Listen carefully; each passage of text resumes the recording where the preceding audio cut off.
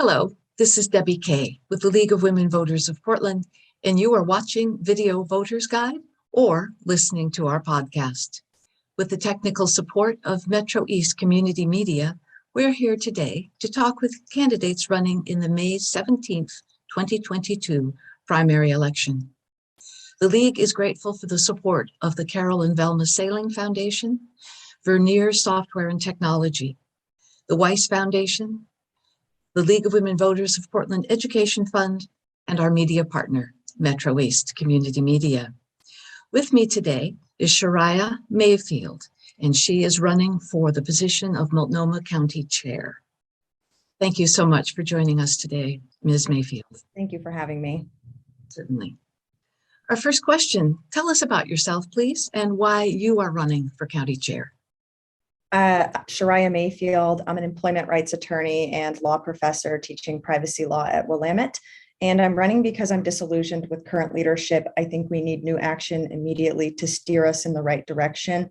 We have second highest unsheltered population, 50th for drug addiction treatment in Oregon, and record homicides, traffic deaths, and violence in the region. So we really need to move away to rapid action solutions and away from the current status quo that has not been delivering us the results that we deserve. So my campaign is very focused on ending unsanctioned camping, ramping up humane alternatives, and expanding drug addiction and mental health treatment for people who really need it.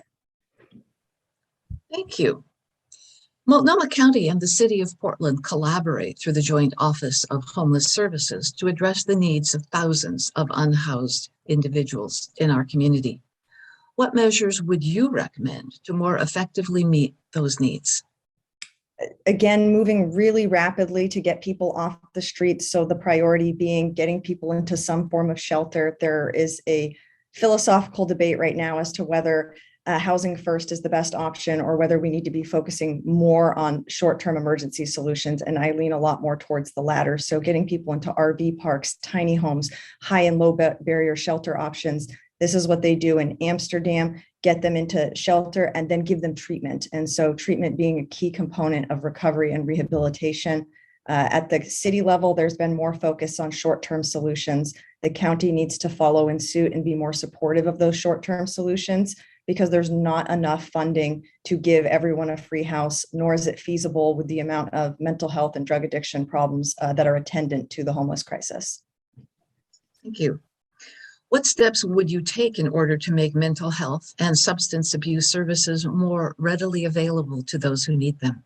Great question. So this kind of overlaps with the homeless crisis as well, because as we know, the majority of people on the streets have substance abuse issues and mental health issues as well. So first, after moving, say, the homeless folks into sanctioned camp areas where they have hygiene services or into tiny homes or RV parks, we then set them up with mental health treatment with wraparound services and allow them to go on a path to recovery. For everyone else who's suffering from mental health issues, mental illness, that includes the general population, especially as we come out of the pandemic, a lot of loneliness and depression, we need to build dual diagnosis mental health resource centers immediately. This is not a current priority of the county. There's a lot of funding stuck at the state level from Measure 110, which was supposed to decriminalize drugs and then use the money for treatment. But because it's stuck there, we need to keep the pressure on to get that money back into treatment where it should be.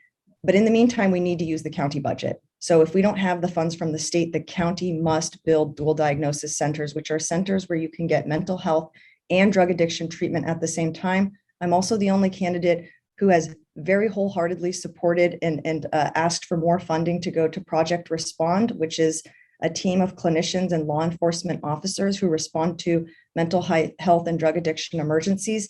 And then they do transports to the hospital where then civil commitment proceedings can occur, where people can get mandatory treatment. And that is a key part of the solution as well. And I'm the only candidate who has done civil commitment appeals as an attorney.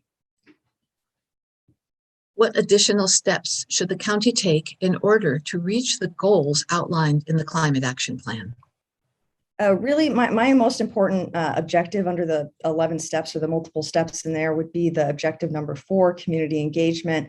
And that really means shifting people's behaviors and attitudes towards their actions daily. One way we can get more people to say use public transit is to expand paratransit services to people who are in areas that it's not easily accessible, or it takes too long to go on the MAX and then on a bus and then make multiple stops, especially for people in the suburbs. I live in East County and it takes a long time to get downtown.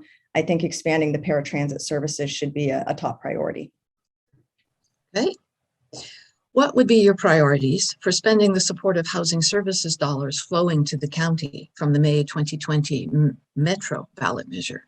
Yeah, back to the original questions, really emergency shelter options. And by shelter, I don't just mean a traditional shelter, but RV parks, tiny homes.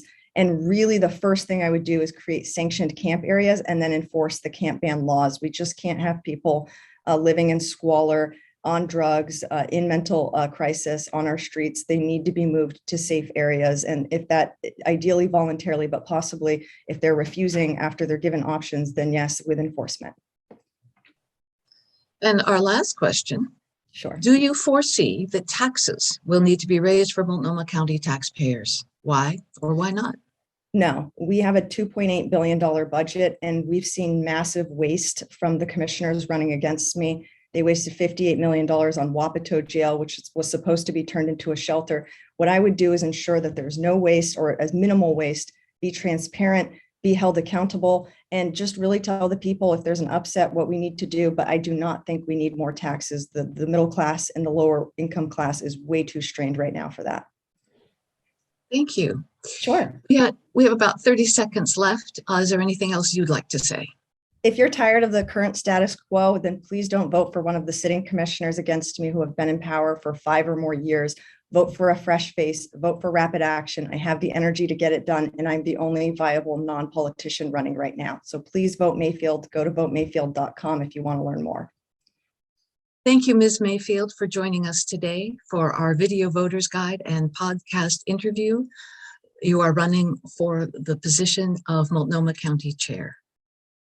This concludes our recording today, and we are grateful for everyone's participation. Thank you to the audience for choosing to be informed voters. Please tell your family and friends about these resources. Election Day is May 17th. That's a Tuesday. Be sure to exercise your right to vote. Thank you again, Ms. Mayfield. Thank you.